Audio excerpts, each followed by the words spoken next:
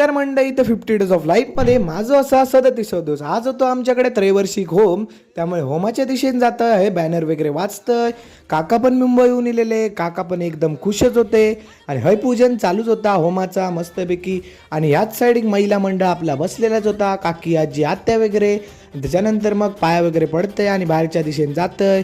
जेवणाची सोय वगैरे झालीच होती. त्याच्यानंतर मग बाहेरच्या दिशेने येते तेव्हा आत्या भेटता, आत्या काय करतं. आणि ह्याच साईड एक सोनू दादा पण इलेलो. मी पण एकदम खुशच होतोय सोनू दादासोबत आता मजा करू गावतली. त्यामुळे त्यानंतर आतमध्ये जाता तर गर्दी पण जमलेलीच होती. आपण पाहू शकता आरती झाल्यानंतर किती गर्दी झाली. मधल्या साईड एक देवारो पण होतो, देवार एक पायावर वगैरे पडतंय आणि बाहेर येतंय. बाहेर पण थोडीफार गर्दी होती, आपल्याला लवकर दर्शन भेटता. आणि त्यानंतर बाहेर येतंय, जेवणाची तयारी चालू झालेलीच होती. ओंकार दादा जेवण वाढूच होतो या साईड एक बघू शकता. आणि आपल्या आत्या आणि आजी बसलेलीच होती. जेवचं टाईम झालेलो, जेव घेतंय त्याच्यानंतर जेवते वगैरे येते बाहेर.